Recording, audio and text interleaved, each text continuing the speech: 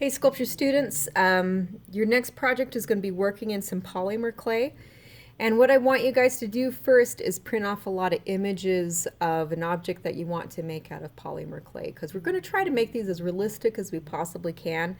And so for example, if I want to make a rose, you need to find images of roses, and not just any kind of image. I want you to find many different kinds of angles of the object you choose, whether if you're doing a fish or a flower or skateboard, whatever it is that you think of.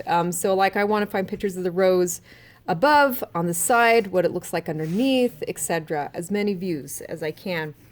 I want you to print off these images because I want you to be observing the object that you're looking at as much as you possibly can, instead of relying on your memory of what an object looks like. For example, if I told everybody to sculpt an apple, everybody's going to say to themselves, well, an apple is round, okay?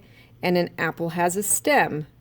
And I can guarantee you I'm going to get a bunch of apples that look like this. But does an apple actually look like that? No, it doesn't. If I were to actually looking at an apple, I'm going to discover that it dents in the center. So it kind of comes in this way. And then I can like mold it out. Apples are never perfectly round. They're kind of misshapen. And especially it depends on the kind of apple you get. And if I look at the bottom of an apple, there's usually these 5 indentations at the base. And if I look even closer at the center, I'm going to see like a little texture of a flower that used to be there. And then I have my stem and etc. So that looks a lot more apple-like than what I was relying on my memory. Okay, so I'm going to do a flower. This is polymer clay. It is an oil-based clay, and you can easily buy this at a craft store like Hobby Lobby or Michael's, or order online, or you can just get some from me.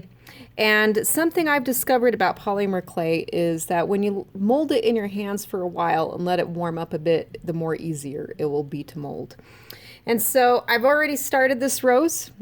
I got into the center, and I've been slowly just kind of adding the petals to this. And remember, I'm thinking about the entire rose as a whole, not just what it looks like above, but I also need to figure out how I can mold these petals on the side to make them, rose-like. If you ever have torn apart a rose, you're going to find that the petals kind of look like, or they remind me of little cups or spoons. They kind of curve in the center and flare out. And I'm just going to that petal's probably a little too big. Let me make it a little bit smaller. Just going to slowly add the petals, thinking about how they connect in the center, looking at all of these pictures.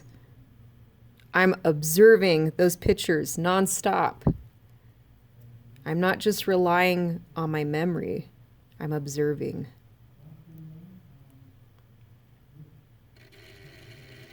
So anyway, especially these bigger petals, I'm noticing that they kind of flare out a bit, like that one.